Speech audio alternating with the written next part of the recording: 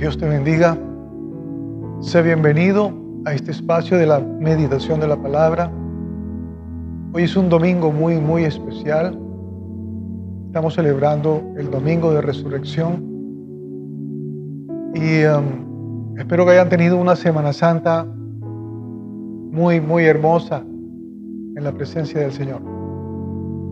Y el tema del cual quiero hoy compartir es la voluntad del Padre.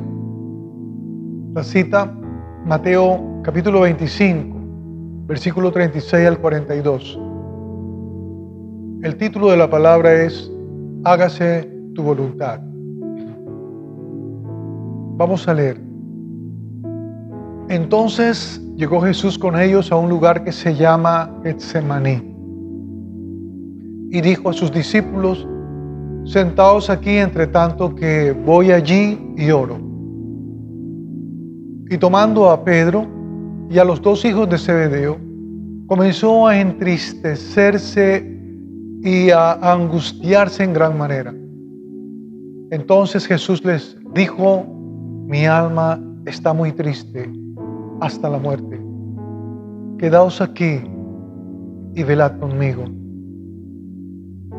Y yendo un poco adelante, se postró sobre su rostro orando, diciendo: Padre mío, si es posible, pase de mí esta copa, pero no sea como yo quiero, sino como tú.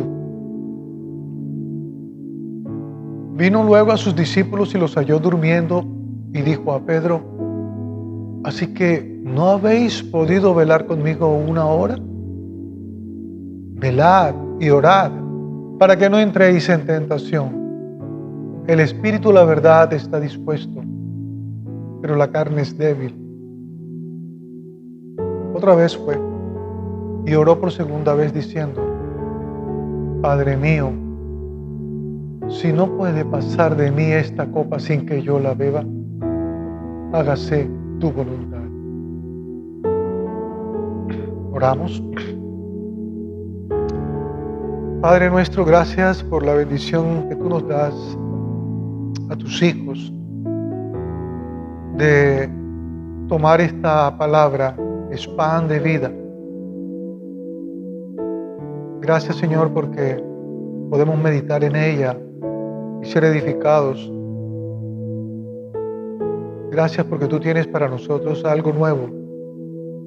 Lo recibimos con un corazón manso en el nombre de Jesús. Y todos decimos amén.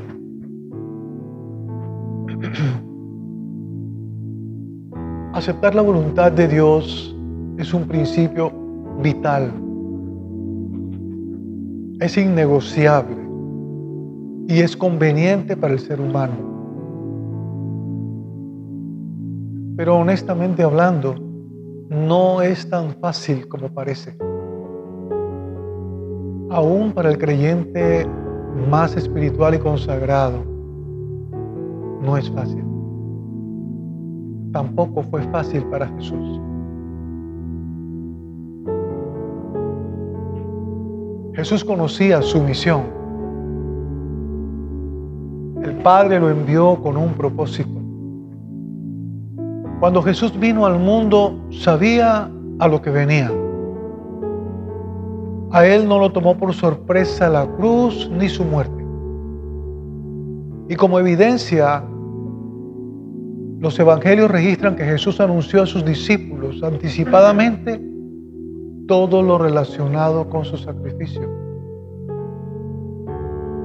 Y voy a leer Mateo 16, 21.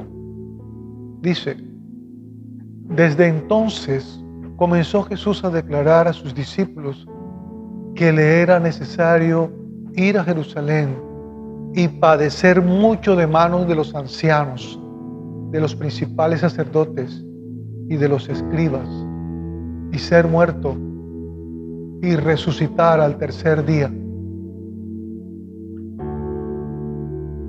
Dice la Escritura: desde entonces. Ese desde entonces fue a partir de la declaración de Pedro que Jesús era el Mesías, ¿Recuerda usted ese pasaje cuando Él les pregunta a los discípulos, ¿qué dice la gente que soy yo? Y después le pregunta a ellos, ¿y ustedes qué creen que soy yo? Y es cuando Pedro le dice, tú eres el Cristo, el Hijo del Dios viviente. O sea, lo reconoció, lo declaró Mesías.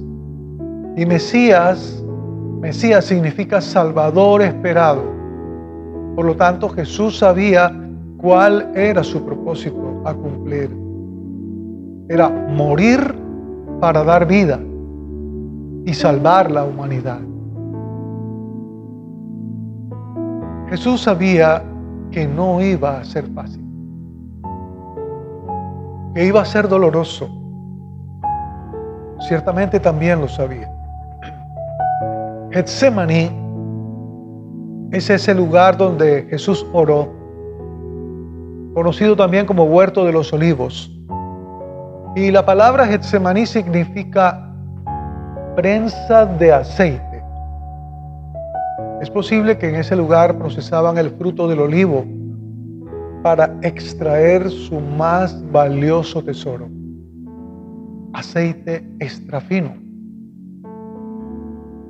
El aceite se preparaba separándolo del fruto, primero a través de un molino de piedra gigantesco y después aplicando una enorme presión a través de la prensa para extraer el aceite. Getsemaní. Jesús sabía que Él debía cargar sobre sí el peso del pecado de todo el mundo. Pero lo peor es que el pecado produce separación del hombre con Dios. Jesús sería separado del Padre por cargar el peso del pecado que no cometió. Y esa separación entre el Padre y el Hijo jamás había ocurrido. El Padre y el Hijo son uno. Y hasta ese entonces había una unidad perfecta. Si había algo que Jesús no conocía, era la separación de Él como Hijo del Padre Celestial que lo había enviado. Ahora quiero que recuerde usted que Jesús era 100% hombre y 100% Dios. Y desde la condición humana de Jesús era una prueba indeseable. Por eso declaró, Padre mío, Abba Padre, si es posible, pasa de mí esta copa. Y esta copa hace referencia a la prueba que tenía por delante. Pero desde su condición de Hijo de Dios, consciente de que era amado por el Padre, por el Abba Padre, consciente de que el Padre quiere lo mejor para Él, para el Hijo y para toda la humanidad, consciente que el Padre convertiría su prueba en bendición para el mundo, entonces dijo, no como yo quiero, sino como tú. Hágase tu voluntad. La pregunta que debemos hacernos hoy es, ¿qué sería de nosotros si Jesús hubiera renunciado? Hágase por favor esa pregunta. Medite, ¿qué sería de nosotros si Jesús hubiera renunciado?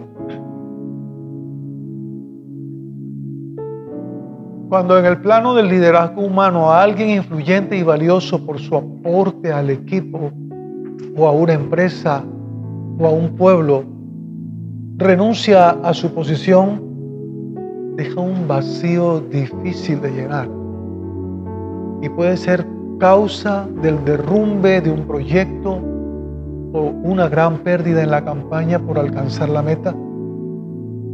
Y si Jesús hubiera renunciado a hacer la voluntad del que lo envió, nunca hubiera producido el fruto precioso que habría de presentarle al Padre. Nunca. Si Jesús no hubiera hecho la voluntad del Padre, estaríamos perdidos y sin esperanza. Si Jesús hubiera renunciado a su misión, sería lo peor que nos hubiera ocurrido al género humano. No habría reconciliación con el Padre. El apóstol Pablo escribe en su carta a los Romanos: porque si siendo enemigos fuimos reconciliados con Dios por la muerte de su Hijo, mucho más, estando reconciliados, seremos salvos por su vida. Romanos capítulo 5, verso 10. Y quiero subrayar la palabra fuimos reconciliados. ¿Cómo? A través de la muerte de su Hijo. Si no hubiera ocurrido, si Jesús hubiera renunciado, no habría reconciliación.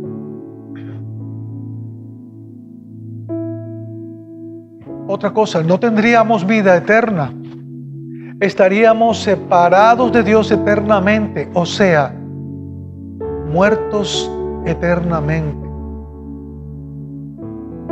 Porque la paga del pecado es muerte, dice la Escritura en Romanos 6:23.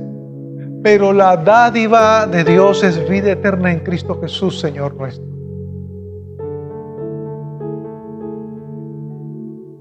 Si Jesús hubiera renunciado, no tendríamos vida eterna. Lo otro es, si Jesús hubiera renunciado, perderíamos nuestro propósito y nuestro destino. No el propósito y el destino que nos inventamos los hombres, sino el propósito por el cual fuimos creados.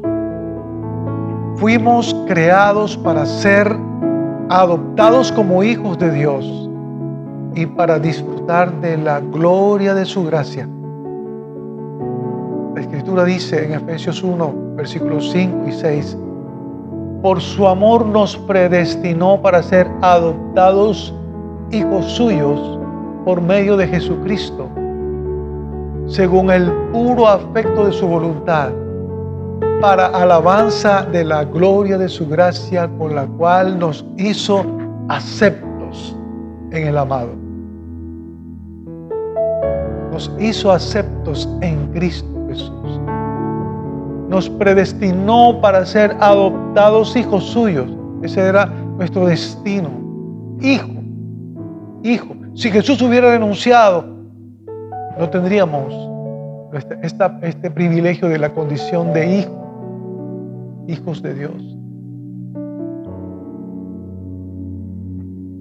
Todo esto nos enseña algo. Porque la palabra tiene que aplicarse a nuestro contexto, nuestro presente. Hacer la voluntad de Dios es lo mejor. Aunque no lo entendamos, algunas veces no lo entendemos, pero hacer la voluntad de Dios es lo mejor. Los hijos no necesitan entender por qué les conviene más comerse un buen plato de ensalada que les ofrece sus padres a comerse un helado de vainilla del cual se antoja. Hacer la voluntad del Padre es lo que nos conviene. El Señor Jesús nos ha dado ejemplo, porque es la mejor manera de enseñarnos. Él hizo la voluntad del Padre. Aunque tal vez su condición humana y débil hubiera preferido pasar esa copa, pero finalmente hizo la voluntad del Padre. Todos tenemos un Getsemaní en nuestra vida. Todos tenemos un Getsemaní que vivir en la vida. Es un lugar donde tenemos que tomar decisiones. O hacemos nuestra voluntad o hacemos la voluntad del Padre. Esa es una de las tentaciones más fuertes del ser humano.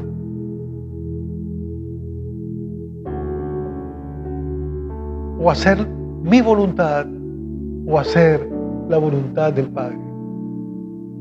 En Getsemaní Jesús fue tentado. Y observa este paralelo. Quiero que también vea la tentación de Adán y Eva en el huerto del Edén. Y compárelo con la tentación que experimentó Jesús. Y digo tentación porque en un momento dado se refleja que estuvo tentado a pasar de largo la copa sin beberla. Mire, vamos a leer en Génesis capítulo 3, verso 6, la tentación de Adán y Eva. El árbol era bueno para comer, agradable a los ojos y deseable para alcanzar sabiduría. Tomó de su fruto y comió, y dio también a su marido, el cual comió al igual que ella. Por su parte, en Getsemaní se libró la más dura batalla de Jesús, cuando dijo: Padre mío, si es posible, pase de mí esta copa, pero que no sea como yo quiero, sino como tú. Y si usted lee los evangelios, encuentra que en ese momento hubo una batalla espiritual tremenda. Y aún registra que el sudor de Jesús parecían gotas de sangre. Debió ser algo intenso, tremendo. Pero quiero que note la gran diferencia. Adán y Eva decidieron hacer su voluntad y no la del Creador. Jesús, por su parte, renunció a hacer su voluntad y decidió hacer la voluntad del Padre.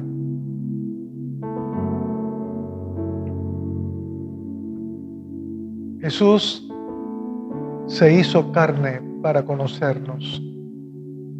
Es por eso que Él comprende muy bien todas nuestras batallas, todas nuestras debilidades.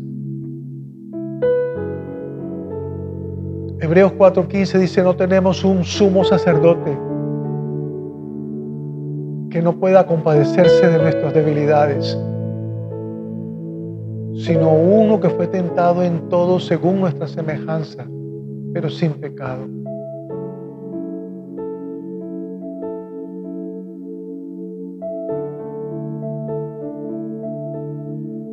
Jesús se hizo carne para conocernos. Pero Jesús fue a la cruz victorioso. Orando se ganan las más duras batallas. Y no es necesariamente con palabras rebuscadas. Basta decir: hágase tu voluntad, y es suficiente. Hágase tu voluntad. Muchas personas prefieren escuchar un mensaje que les agrade, no uno que les hable de renunciar a hacer su voluntad para hacer la voluntad de Dios. Me parece que lesiona su derecho a decidir su propia vida, ¿no? No me hables de mi Getsemaní, pueden estar pensando. Pero la realidad es que la vida está llena de situaciones donde seremos procesados como el fruto del olivo. Y no es que Dios quiera vernos en aprietos para destruirnos. Dios es nuestro Padre, un Padre bueno, nuestro Abba Padre, y Él nos ama y quiere ver fruto eterno en nosotros. Dios no es un papá malcriador que satisface todos los caprichos necios de sus hijos. Tampoco es el genio de la lámpara de Aladino, ni el amuleto de la buena suerte. Dios, nuestro Padre, es Dios de procesos. Y Él dijo a través del profeta Isaías: porque mis pensamientos no son vuestros pensamientos, ni vuestros caminos mis caminos, dice Jehová. Como son más altos los cielos que la tierra, así son mis caminos más altos que vuestros caminos, y mis pensamientos más que vuestros pensamientos. Cuando el apóstol Pablo pidió 3 veces a Dios que le quitara ese aguijón en la carne que lo atormentaba, Dios le respondió: bástate mi gracia, porque mi poder se perfecciona en la debilidad. Y Pablo concluye: por tanto, de buena gana me gloriaré más bien en mis debilidades, para que repose sobre mí el poder de Cristo.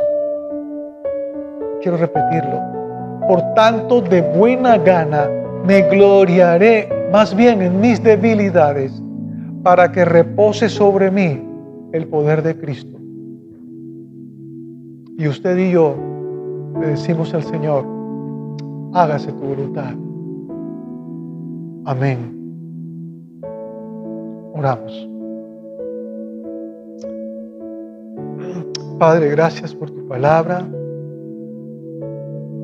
Gracias, Señor, por el consuelo, por la vida y la paz que produce tu palabra. Gracias porque tú nos limpias, nos enseñas y quitas el velo delante de nuestros ojos. Hoy comprendemos, Padre, que hacer tu voluntad es lo mejor que podemos decidir en la vida. Hoy entendemos que aunque no conocemos todas las cosas, tú sí las conoces. Tú conoces nuestro principio y nuestro final. En tu libro están escritas todas las cosas acerca de nuestra existencia. Nosotros descansamos en que tu voluntad es agradable y es perfecta. Enséñanos, Espíritu Santo, a discernir y aceptar por encima de nuestro deseo humano la voluntad del Padre, en el nombre de Jesús. Que Dios te bendiga, iglesia. Comparte este mensaje con alguien que lo necesita oír. Amén.